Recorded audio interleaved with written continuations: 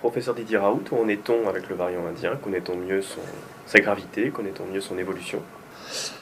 Là, on commence à avoir des données. Vous savez que moi j'aime m'exprimer surtout sur des données réelles, pratiques, hein, que l'on a collectées ici et que on est les seuls à avoir collecté dans le détail, en sachant très précisément ce qu'on fait. C'est-à-dire que les positifs sont des vrais positifs et les négatifs sont des vrais négatifs, parce que quand même, il y a beaucoup de flou par ailleurs.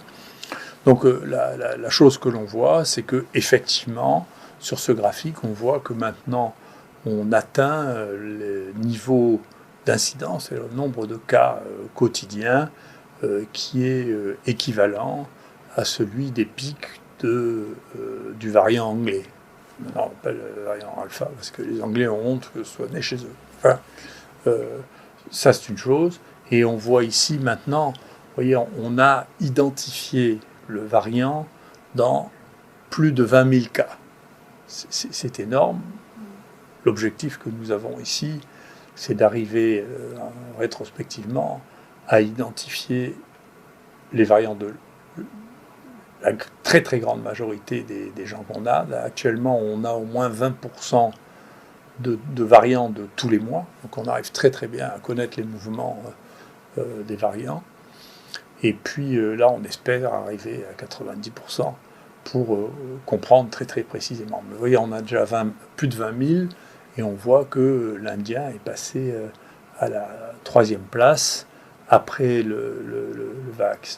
après le Yucca, après le Marseille 4, que les autres ne reconnaissent toujours pas comme étant un variant, parce que la science est tempérée de beaucoup de politique, et que comme personne ne s'en était rendu compte à l'époque, personne ne se rend compte que c'était le variant qui a donné la plus grosse mortalité. Alors, on a maintenant en revanche des chiffres très précis pour qui permettent d'avoir des notions générales sur la gravité, la proportion des vaccinés, et on a un élément de comparaison entre le variant dit Delta, qui est le variant indien, et puis le variant dit Alpha, qui est le variant d'Angleterre. Et donc on a regardé ça depuis Noël, puisque bien sûr il n'y avait pas avant Noël, il n'y avait pas de variant anglais, ou très peu, et puis depuis début mai pour le variant indien. Ce que l'on voit, donc là on compare près de 9000 cas de variant anglais avec 1100 cas de variant indien. D'abord, la proportion de vaccinés chez les gens infectés par l'Indien est plus importante que chez les gens qui ont eu une infection avec le variant anglais, puisqu'elle est de 13% actuellement. Chez les gens qui ont eu le variant indien, elle est de 3,6% chez les gens qui ont eu le variant anglais. Alors ce qui est très intéressant, c'est de regarder la gravité relative. Donc parce que c'était difficile de se prononcer, parce que bien sûr il y a une variation qui est liée à l'âge. Donc actuellement on a une poussée un peu plus importante chez les gens qui ont eu le variant indien, chez les gens jeunes. Et d'ailleurs quand on les interroge, c'est beaucoup de boîtes de nuit. Alors il faut faire attention aux boîtes de nuit, parce que on fait des tests salivaires, mais ces tests salivaires, ne vous imaginez pas que parce qu'un test salivaire est négatif, vous n'êtes pas du tout infecté. Ils ont une mauvaise sensibilité, probablement de l'ordre de 70%. Et donc ça ne suffit pas à vous garantir que vous n'allez pas rencontrer des gens qui ne sont pas positifs. Et donc nous, on voit beaucoup de gens arriver nous dire « Alors je ne savais pas, moi je suis trop vieux pour ça, mais il y a des boîtes de nuit à Barcelone, très important dans l'événement à Barcelone, d'ici, je vais faire des boîtes de nuit à Barcelone, et puis ici aussi, il y a pas mal de boîtes de nuit. » Et donc les gens s'amusent comme ils se sont toujours amusés, mais la tranche d'âge des 20-29 ans est celle qui est la plus importante, et les plus importantes que ce qu'on avait avec le variant anglais, puisque ça fait 31% des gens. Et bien entendu, ces gens ont relativement peu, pas zéro, mais ils ont relativement peu de formes graves d'hospitalisation et de réanimation. Mais nous avons aussi des gens qui sont plus âgés et qui ont plus de 60 ans. Et là, clairement, on peut dire que le variant anglais était beaucoup plus sévère que le variant indien. Il y a une grosse différence. Donc, le variant indien est là, mais il y a quelques formes relativement graves. Hein. Donc, il y a 2% de gens qui ont été hospitalisés avec le variant indien contre 8,8, presque 9% avec le variant anglais, ce qui fait vraiment une différence. Il y a, dans la réanimation, on a 1% contre 3%, et en décès, on a 0% contre 1,7%. Donc, dans tous les cas, le variant anglais était plus sévère, et dans toutes les tranches d'âge, que le variant indien qui circule actuellement. Alors, est-ce que la vaccination est protectrice ? Pour l'instant, nous avons un patient dans cette série, les gens qui sont venus ici, je ne parle pas des prélèvements que l'on reçoit de l'extérieur, des EHPAD, etc., dans lesquels il y a eu quelques décès qui ont été rapportés, mais dans les gens qui sont venus dans l'assistance publique, qui ont été détectés ici, il y a en tout un patient vacciné qui a été hospitalisé. Et donc, mais la différence de niveau d'hospitalisation, il y en a un peu moins à l'œil nu que de ceux qui sont non vaccinés, mais avec ce nombre-là, ceci n'est pas significatif pour l'instant. Voilà. Donc, il y a peut-être une différence. Pour que la différence soit visible, il faudra qu'il y ait plus de cas, parce que ce variant est relativement anodin, et que donc, pour arriver à montrer qu'il y a une différence entre les gens qui sont vaccinés, qui ont attrapé ce variant, et ceux qui ne sont pas vaccinés, il faudra un peu plus de temps, il faudra avoir 3 ou 4 000 personnes infectées pour qu'on puisse voir s'il y a une différence ou s'il n'y a pas de différence. Et s'il y a une différence, elle sera mineure dans tous les cas, parce que la maladie n'est pas très grave. Voilà. Donc voilà quel état de la situation. Les données chiffrées, encore une fois, moi je ne fais pas de plan sur la comète, je parle de données chiffrées. Si les formes causées par ce variant sont moins graves, est-il nécessaire de prendre en charge les patients qui sont atteints par ce nouveau variant ? Actuellement, je ne sais pas. On a regardé ça parce qu'on a un flux là, considérable de près de 1000 personnes par jour qui viennent, de près de 200 personnes positives, et donc ça pose des problèmes de gestion en termes de consultation, d'hôpital de jour. Et donc on s'est posé la question de savoir si on devait ou on ne devait pas continuer à prendre en charge les plus jeunes qui souvent guérissent tout seuls rapidement, une fois qu'on a simplement vérifié qu'il n'y avait pas de troubles de la respiration. Alors, d'une part, on a regardé deux choses. D'une part, effectivement, je vous ai dit, il y en a quand même 2 qui sont dans cette tranche 20-29 qui sont en réanimation. Donc on ne peut pas dire il ne se passera rien. Il se passe quelque chose de temps en temps. Et d'autre part, on a une vraie question, une vraie interrogation, qui sont les situations de séquelles après Covid. Ce que j'appelle les Covid longs ou les post-Covid. Et avec 2 éléments majeurs. D'une part, des gens qui ont des inflammations de la horte, du gros vaisseau, et en particulier thoracique, et puis les gens qui ont un ralentissement de certaines zones cérébrales qui fonctionnent mal et qui sont associés à des troubles de la mémoire, de la concentration. Pour ce que l'on a vu, d'une part, ça touche beaucoup les jeunes, et donc on ne peut pas dire que les jeunes qui auront fait des formes banales, y compris essentiellement ORL, avec des problèmes de perte de l'odorat, n'auront pas de conséquences de ça. C'est pas vrai, on en voit, d'une part, et d'autre part, ce que l'on voit, ce qui est en cours d'analyse, actuellement, on a analysé un peu plus de 100 personnes avec la technique du PET scanner, c'est que la prise en charge médicale complète, avec ou sans hydroxychloroquine, certains l'ont, d'autres l'ont pas, mais complète, protège contre les post-Covid. C'est des données très préliminaires, mais c'est des données qui sortent chez nous d'une manière qui est lisible.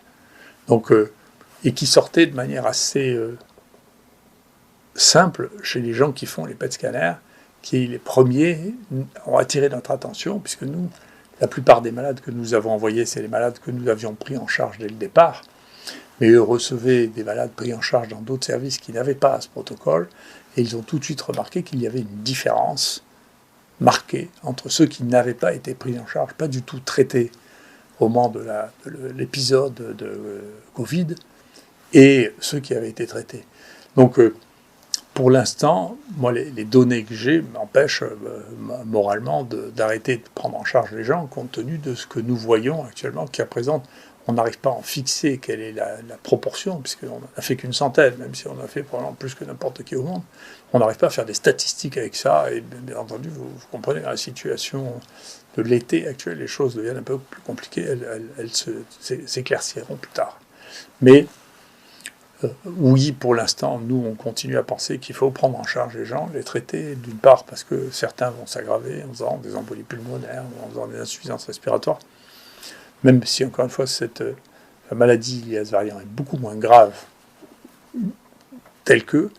Maintenant, est-ce que les gens qui ont eu ce variant vont faire la même proportion de séquelles, post-Covid ou Covid long, que les autres? Je n'en sais rien, personne ne le sait, et donc, dans l'attente, on essaie de faire pour le mieux, parce que nous ne le savons pas. Qu'en est-il des controverses qui ont pu animer ces derniers mois ?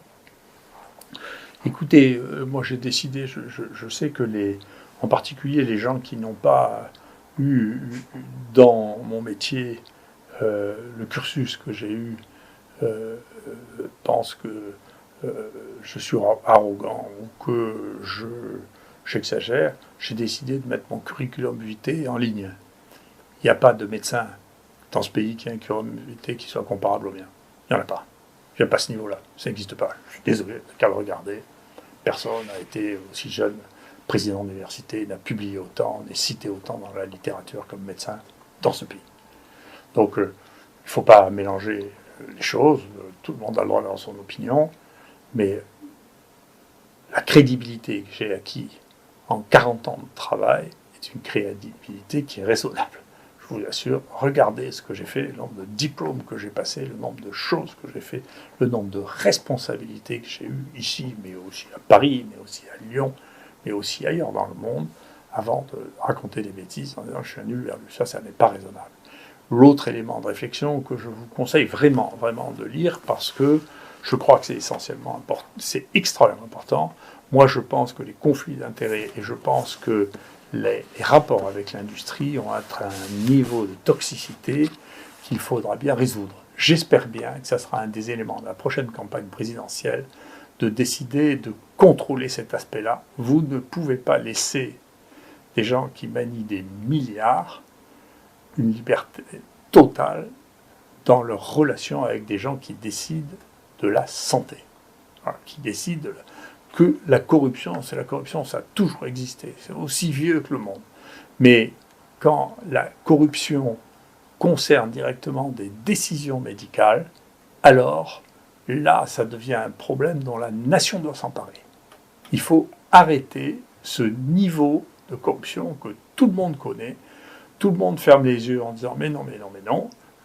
Personne ne veut faire le lien entre le degré de tricherie qui a atteint les pays occidentaux dans le report de données, dans la comparaison des données. Moi, ça me fait rire que les gens me disent exactement que ce qui tue pas, ce qui soigne pas, par des gens qui ne voient pas de malades, par des gens qui analysent des papiers dont ils refusent de voir là où ils sont trichés, où ils refusent de dire qu'en réalité, on sait très bien que les papiers qui ont été organisés avec la complicité de l'industrie pharmaceutique sont profondément biaisés. Et c'est naturel, ce sont des vendeurs. D'accord ? Ce n'est pas des sauveurs de l'humanité. Et d'ailleurs, pour mot de la fin, dans cette maladie, il y a un vrai problème. C'est que ce n'est pas les politiques ni les industriels, ce n'est pas Dieu. Ils ne vont pas nous sauver. Ce qui va faire, personne ne va nous sauver de cette épidémie.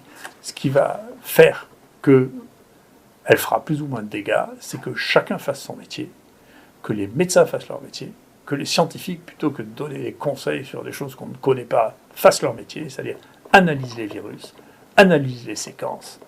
Voilà, que chacun fasse son métier, que le politique fasse le sien, que les scientifiques fassent le leur, que les médecins fassent le leur. Les politiques n'ont pas à nous dire ce qu'on fait au niveau médical tous les jours. Mais qu'est-ce que c'est que cette histoire? Jusqu'à présent, médecine, on continue à faire ce qu'on devait faire. Donc la médecine doit être faite par les médecins, la science par les scientifiques, et le conseil scientifique ferait mieux de faire des projets scientifiques utiles. Je vais vous dire, le projet scientifique le plus utile. Actuellement, le nombre de molécules qui s'accumulent, qui ont une activité contre ce virus qui ne coûte rien, et qui sont anodines et considérables. Qu'est-ce que l'on attend pour les tester? Si vous n'avez pas l'hydroxychloroquine, je m'en fiche. Mais testez donc l'ivermectine, maintenant la cyclosporine. Il y a un réservoir de molécules. Est-ce que, je ne sais pas,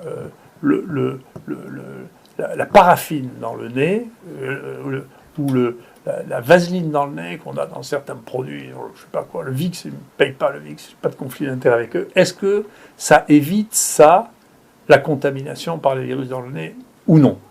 Qui le sait, ça? Et il y a des choses, la pratique médicale, elle est faite d'une quantité de petites choses qui permettent d'éviter les choses et pas simplement de jouer aux jeux vidéo en disant, regardez, tout le monde a un masque, tout le monde reste à la maison, tout le monde est vacciné. C'est pas comme ça. D'accord? Donc, tout ça, ce sont des moyens complémentaires et il y a de la science à faire derrière, pas des oukases ou pas des opinions tranchées par des gens qui n'ont pas la compétence pour l'avoir. Et je vais vous dire, s'ils avaient la compétence, ils n'auraient pas d'opinion tranchée, ils auraient des chiffres. Et les opinions des uns et des autres sur ce sujet m'indiffèrent. Je ne les écoute pas. M'indiffèrent. Ce qui m'intéresse, c'est les données chiffrées que l'on peut, nous, constater tous les jours. Qu'est-ce qu'on fait? Comment on arrange les choses? Est-ce que ça va bien? Est-ce que ça ne va pas? Et il faut arrêter ces opinions qui sont... encore une fois, les bistrots ont été remplacés par les télévisions. Il faut arrêter de laisser penser aux hommes politiques qu'ils sont Dieu. C'est pas Dieu. Ils vont pas arrêter avec un coup de baguette magique ou une décision politique, une épidémie qui a plus de ruses qu'ils ne peuvent en imaginer. Merci beaucoup.